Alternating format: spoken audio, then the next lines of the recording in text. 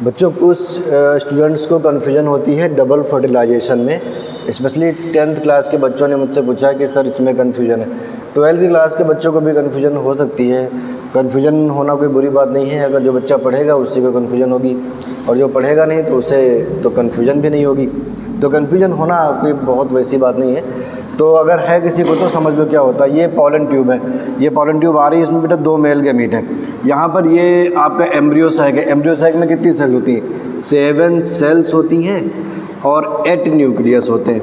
ये 7 sailed 8 nucleated structure होता है, ठीक है। इसको एम्ब्रियो सैक बोलते हैं, एम्ब्रियो सैक। ये क्या होता है बच्चों? फीमेल गैमेटोफाइट होता है। अब देखो यहाँ पर ये 3 एंटीपोडल सेल हैं और ये जो बड़ी सेल है, ये वाली पूरी सेल, ये वाली सेल होती है सेंट्रल सेल। इसको क्या बोलते हैं? Central cell. ये जो 2 न्यूक्लियस आप बीच में देख रहे हो, 2 न्यूक्लियाई, ये बोले जाएंगे पोलर न्यूक्लियाई, ठीक है। और ये आप देखोगे ये वाला एग apparatus है, तो इसमें ये जो बड़ी वाली सेल है ये होती है एग सेल और ये होते हैं सिनर्जिड्स।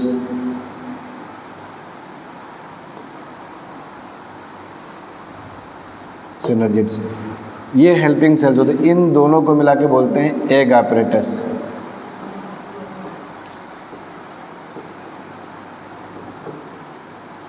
एग apparatus बोल दिया है इसको, ठीक है। यहाँ पे ये फिलीफॉर्म apparatus है, ये ऐसे ये फिलीफॉर्म apparatus है।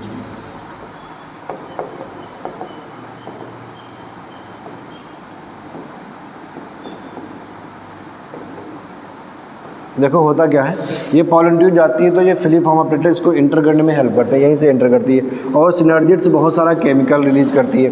तो जो केमिकल रिलीज हो रहा है जिस डायरेक्शन से, वो पॉलन ट्यूब को अट्रैक्ट करती है। तो पॉलन ट्यूब को अट्रैक्शन इस केमिकल से निकलता है, वो केमिकल सिनर्जिड्स सिक्रीट करती हैं और ये pollen tube chemotropic movement show करती है। तो ये सिनर्जिड्स से इंटर कर जाएगी और जब ये सिनर्जिड्स से इंटर करेगी बच्चों तो क्या होगा, यहाँ पर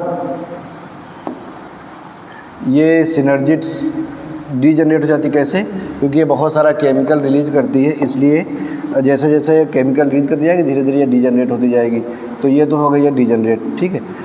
ये डीजनरेट हो गई है ये ऐसे।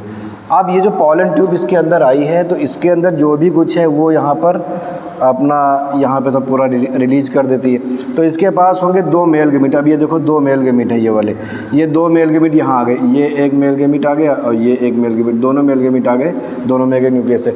ये आगे जो आप न्यूक्लियस देख रहे हो ये क्या है? ये ट्यूब न्यूक्लियस या वेजिटेटिव न्यूक्लियस है। क्योंकि पॉलन ग्रेन आप देखोगे उसमें एक ये वेजिटेटिव सेल होती है, उसका भी एक न्यूक्लियस है। तो वो पॉलन ट्यूब में आगे आगे चलता है, उसको लीड करता है, इसलिए उसको ट्यूब न्यूक्लियस भी बोलते हैं। ये आएगा तो ये आते ही डीजनरेट हो जाएगा। बचेगा क्या? ये 2 सेल्स बचेंगी। अब ये 2 मेल गैमीट है, ये भी बच्चों क्या होगा, ये भी डीजनरेट हो जाती हैं। और जब ये भी डीजनरेट हो जाएंगी बट इनके न्यूक्लियस दोनों के बचेंगे। ये 2 सेल्स आके डीजनरेट होंगी, दोनों के न्यूक्लियस बचे हैं यहाँ पर। तो ये एक न्यूक्लियस है, ये दूसरा है। अब यहाँ पे डबल फर्टिलाइजेशन कैसे होता है ये समझो। क्योंकि 2 मेल गैमीट है या 2 स्पर्म कहो, 2 मेल गैमीट कहो। पहला मेल गैमीट एग सेल के न्यूक्लियस के साथ फर्टिलाइज होगा, फ्यूज़ होगा जी, पहला मेल गैमीट। दूसरा पोलर न्यूक्लियाई के साथ। 2 बार तो दो बार फर्टिलाइजेशन हुआ ना, इसलिए डबल फर्टिलाइजेशन। अब होता है कि जो पहला वाला जो एक न्यूक्लियस के साथ फ्यूज़ करेगा, इस प्रोसेस को हम बोलते हैं सिंगैमी। क्या बोलते हैं बच्चों? सिंगैमी बोलते हैं, सिंगैमी। और ये सिंगैमी होता है तो इसके रिजल्ट में बनता है जायगोट। क्या बनता है? जायगोट। दूसरा मेल गैमीट जो होता है ये प्रोसेस जो पोलर न्यूक्लियाई के साथ फ्यूज होता है, इसको बोलते हैं ट्रिपल फ्यूजन। क्या बोलते हैं? Triple fusion. और इस ट्रिपल फ्यूजन से बनता है PEN, primary endosperm nucleus. Primary endosperm nucleus जो बाद में आगे चल कर क्या बनाता है? एंडोस्पर्म न्यूक्लियस बना देता है, ठीक है। तो अब ये जो लास्ट और ये जो दूसरा वाला फर्टिलाइजेशन है, इसको ट्रिपल फ्यूजन कहा। ट्रिपल फ्यूजन क्यों कहा? क्योंकि 3 न्यूक्लियस का फ्यूजन होता है। 2 न्यूक्लियस पोलर न्यूक्लियाई और एक होता है स्पर्म या मेल गैमीट का, दोनों मेल गैमीट हैं, दोनों को स्पर्म भी बोल सकते हो।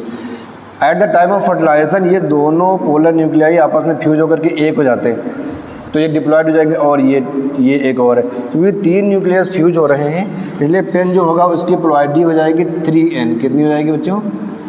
3n हो जाएगी, ठीक है। और जो जायगोट बनेगा, जायगोट की प्लॉयडी कितनी हो जाएगी? n, क्योंकि ये भी हैप्लॉयड n है, ये भी n है, तो ये जायगोट कितना हो जाएगा? ये n हो जाएगा, ठीक है। बाकी सबकी प्लॉयडी क्या है? ये n है, सब n है, क्योंकि ये एम्ब्रियोसाइट क्या है? फीमेल गैमीटोफाइट है, ये फीमेल गैमीटोफाइट है।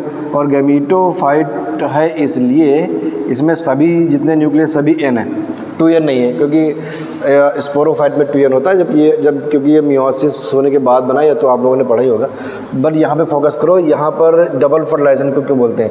क्योंकि पहला फर्टिलाइजेशन 2 मेल गैमीट है, एक मेल गैमीट एक सेल के साथ फर्टिलाइज करता है जो जायगोट बनाता है, दूसरा मेल गैमीट ट्रिपल ये पोलर न्यूक्लियाई जो है ना, ये पोलर न्यूक्लियाई इनके साथ फ्यूज करके ये ट्रिपल फ्यूजन करता है। इस प्रोसेस को ट्रिपल फ्यूजन कहते हैं और इससे बनता है पेन, प्राइमरी एंडोस्पर्म न्यूक्लियस, ठीक है, ये होता है। तो अब मैं यहाँ पे लिख सकता हूँ ये सिंगैमी।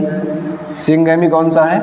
जो एक सेल के साथ फ्यूजन होता है जिससे जायगोट बनता है, प्लस ट्रिपल फ्यूजन, ये हो गया। अब क्या हो जाएगा?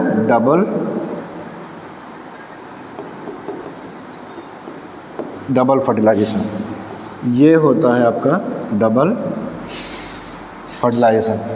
क्लियर है बच्चों? इसमें आप कोई कन्फ्यूजन नहीं होनी चाहिए। अब ये सेंट्रल सेल है, सेंट्रल सेल के जो अंदर न्यूक्लियस है वो प्राइमरी एंडोस्पर्म न्यूक्लियस बन जाएगा, जो आगे चल के न्यूक्लियस बनेगा, यानी इंडोस्पर्म न्यूक्लियस।